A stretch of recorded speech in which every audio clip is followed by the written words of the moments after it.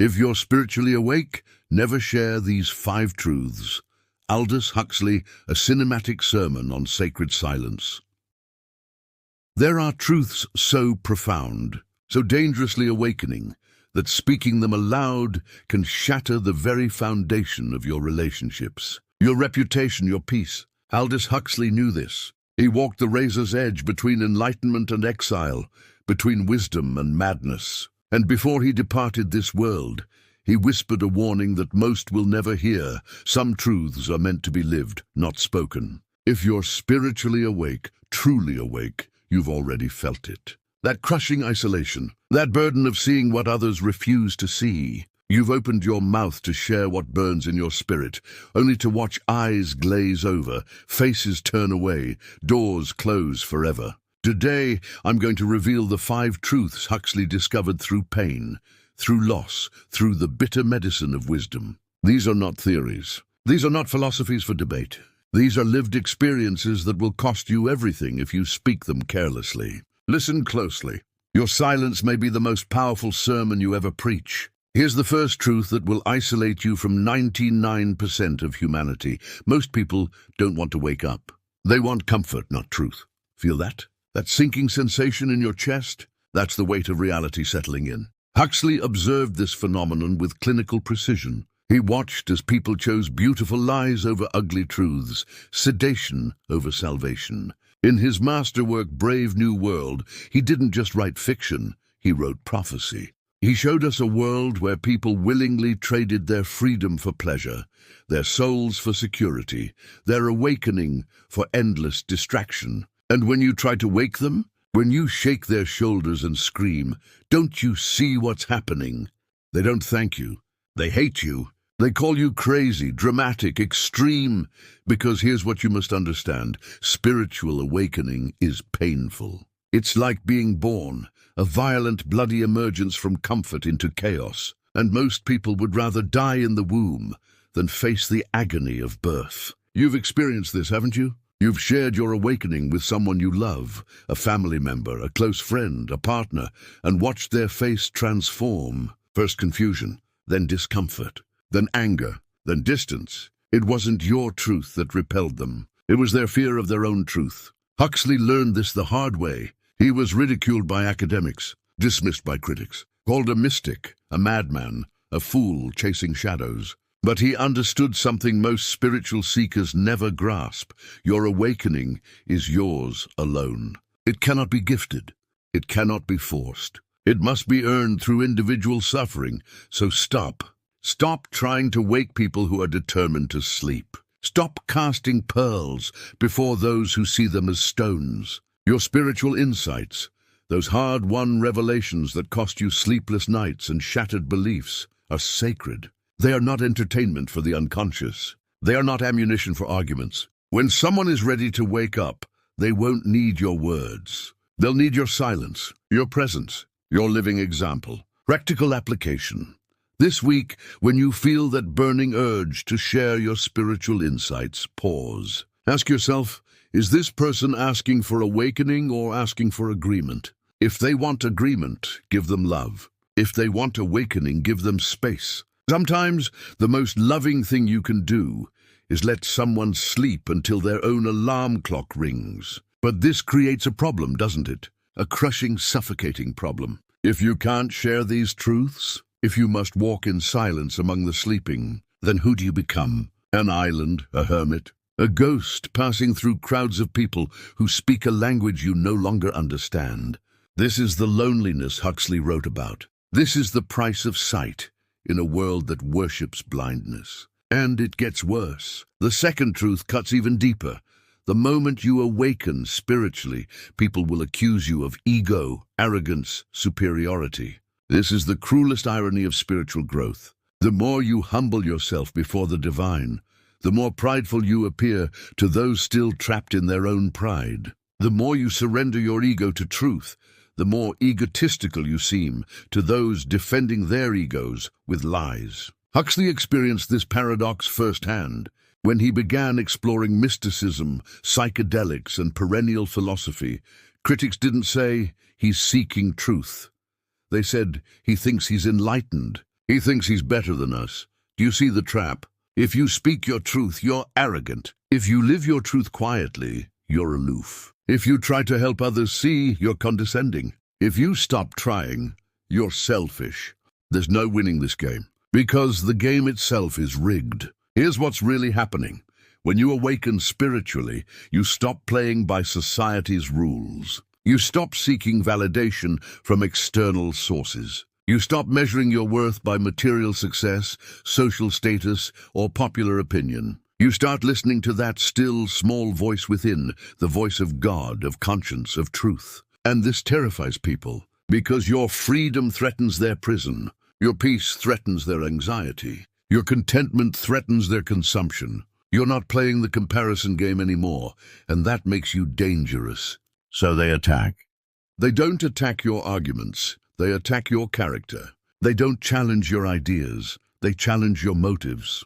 Who do you think you are? Why are you so judgmental? You think you're so spiritual? And here's the devastating part. Sometimes they're right. Sometimes in our awakening we do become prideful. We do develop a subtle superiority complex. We do start seeing ourselves as the awakened ones, and others as the sleeping masses. This is the shadow side of enlightenment, the ego hijacking the spiritual journey for its own glorification. Huxley warned about this. He understood that true humility isn't thinking less of yourself, it's thinking of yourself less. It's recognizing that your awakening isn't an achievement to boast about. It's a responsibility to live out. So how do you navigate this minefield? You don't defend yourself. You don't explain yourself. You don't justify your journey to people who aren't on it. You simply continue walking, knowing that your life, not your words, will eventually speak the truth. Practical application. When someone accuses you of spiritual pride, don't argue. Don't defend. Don't explain. Instead, take it to God in prayer. Ask Him to reveal any genuine pride in your heart. If it's there, repent. If it's not, release it. Let God defend your character while you focus on perfecting it. Now we descend into darker territory. The third truth Huxley desperately tried to communicate. Every system, religious, political, economic, social, has a vested interest in keeping you spiritually asleep. This isn't conspiracy theory. This is observable reality. Think about it. Truly awake people can't be controlled. They can't be manipulated by fear. They can't be seduced by empty promises. They can't be distracted by manufactured outrage. They see through propaganda. They question authority. They think critically. They live authentically, and this makes them dangerous to any system built on compliance, consumption, and control. Huxley saw this clearly. In Brave New World, the world state didn't maintain power through violence. It maintained power through pleasure, through distraction, through comfort, through making people dependent on systems that numbed their pain instead of healing it. Sound familiar? We live in that world now. We have our soma, except we call it streaming services, social media, fast food, pornography, consumerism, prescription medication, political tribalism, all designed to keep you sedated, all designed to keep you too comfortable to question, too distracted to reflect, too entertained to revolt. And when you start to wake up, when you start to see these mechanisms of control, the system doesn't ignore you. It doubles down. It floods you with more noise, more fear, more division, more outrage, more reasons to stay plugged into the matrix of distraction. This is why spiritual awakening is so threatening. It's not just personal, it's systemic. Every person who wakes up is one less consumer, one less voter who believes the lies, one less participant in the machinery of control. And here's the part that will make some of you uncomfortable. This includes religious systems. Yes, even churches can become mechanisms of control when they prioritize institutional preservation over individual transformation, when they offer easy answers instead of hard questions, when they demand conformity instead of cultivating conscience, when they worship tradition instead of seeking truth. Jesus knew this. That's why the religious establishment killed him, not the prostitutes, not the tax collectors, not the sinners, the religious leaders, the ones whose power depended on people staying in spiritual kindergarten, never maturing, never questioning, never truly encountering God for themselves. Huxley understood this deeply. He saw how organized religion could become the very thing it was meant to combat, a system that medicates people against spiritual awakening rather than midwifing them toward it. But here's the crucial distinction. This doesn't mean all systems are evil. It means all systems must be examined, including the one you're in right now.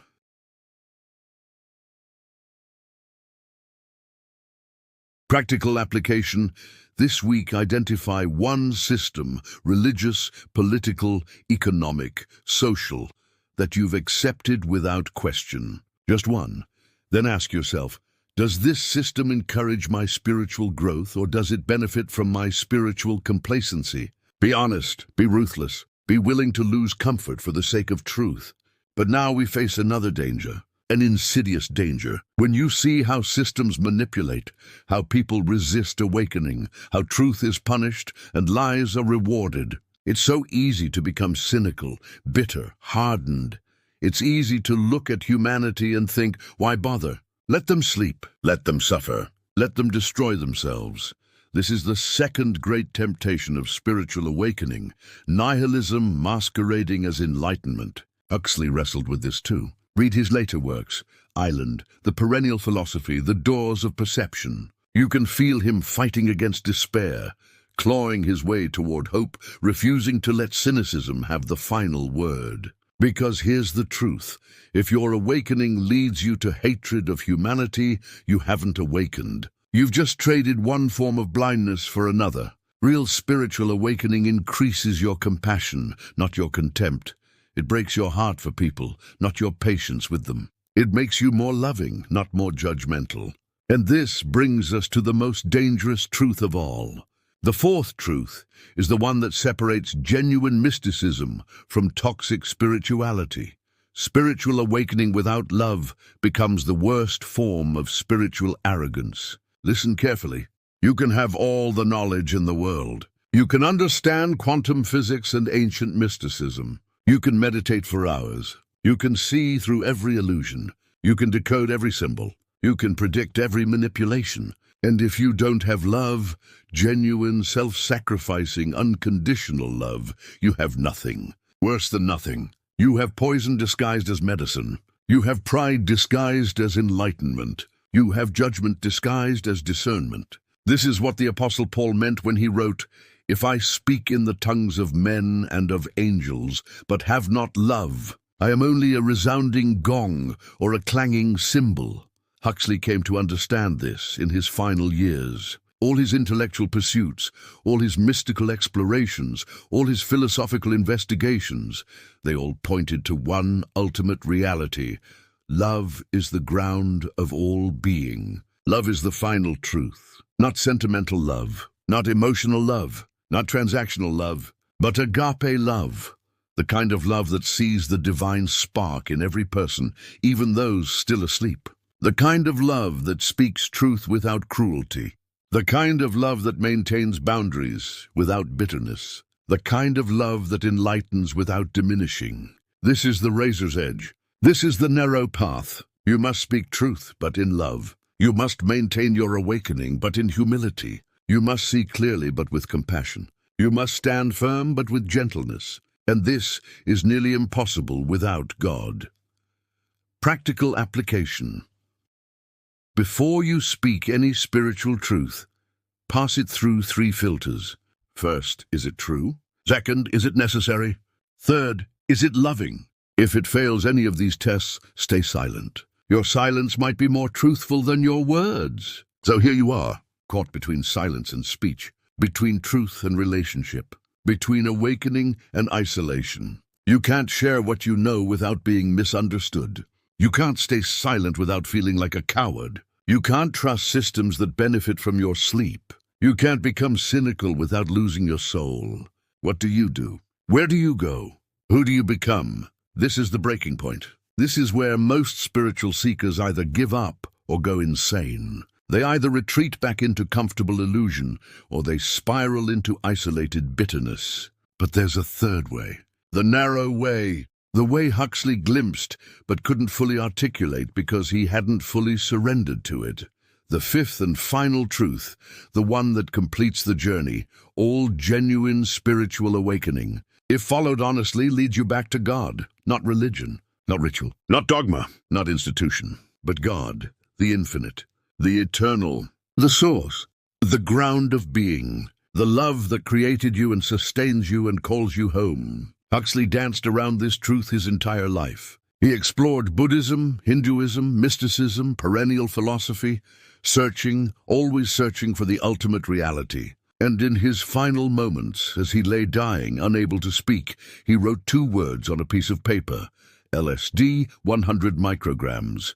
But that's not the end of the story. That's not what matters most. What matters is what his wife reported. In those final hours, she said he experienced what he had been seeking his entire life: a dissolution of ego, a merging with infinite love, a sense of coming home. He found what he was looking for, but he found it only when everything else fell away.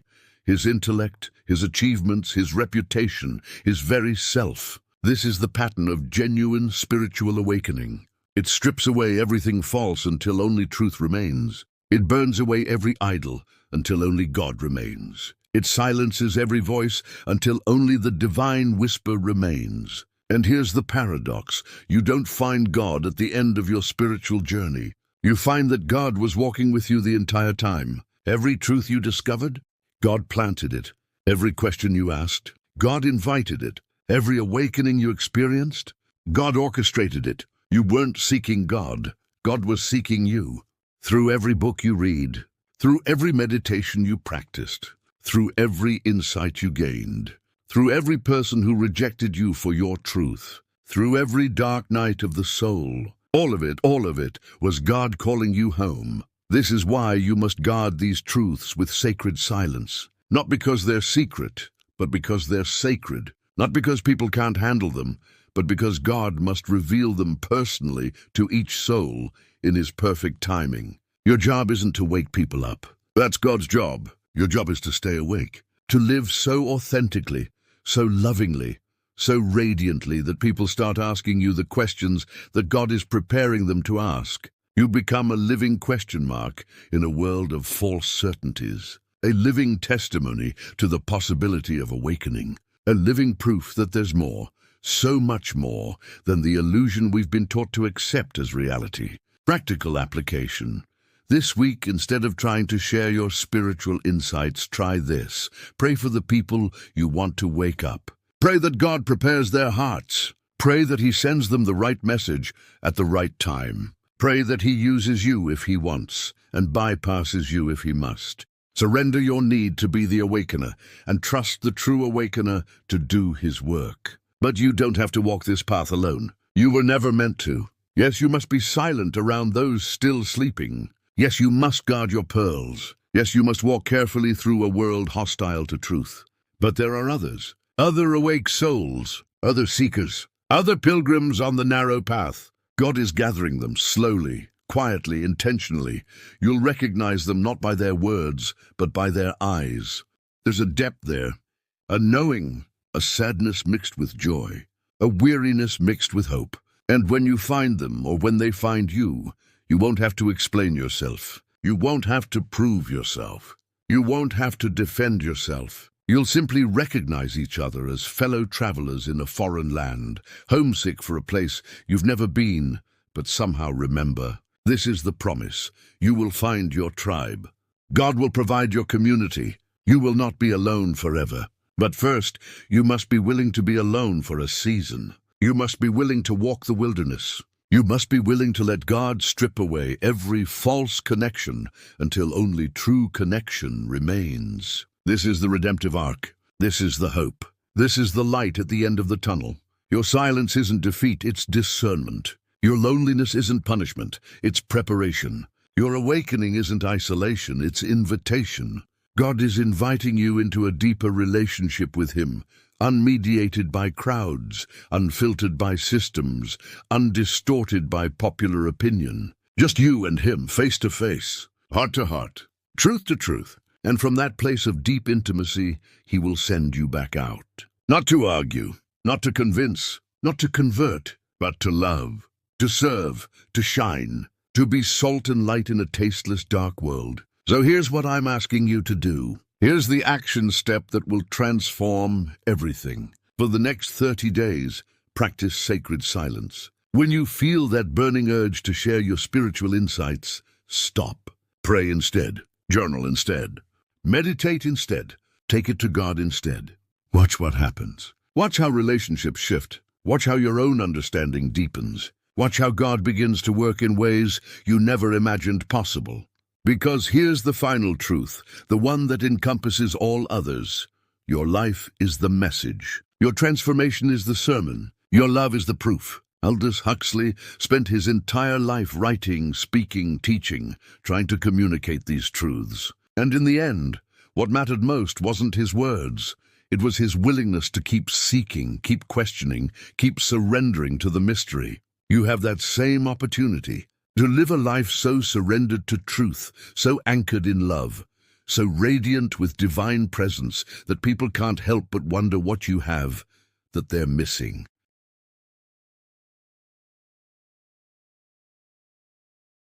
That's when real awakening spreads, not through arguments, not through posts, not through sermons, but through transformed lives that make others hungry for transformation. Be that life. Be that light. Be that love. The world doesn't need more people talking about spiritual awakening. It needs more people living it, embodying it, radiating it. Let your silence speak louder than words ever could. Let your life ask the questions that only God can answer. Let your love be the bridge that carries others from darkness to light. This is the way, the narrow way, the sacred way.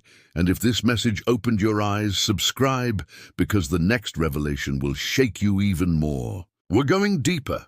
We're going further. We're going to places most spiritual teachers are too afraid to explore.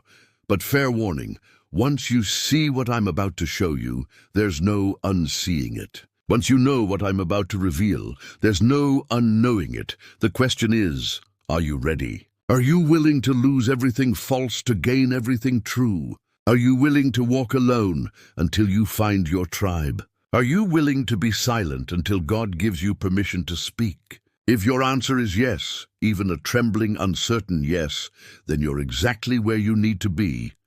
Welcome to the journey. Welcome to the awakening. Welcome home.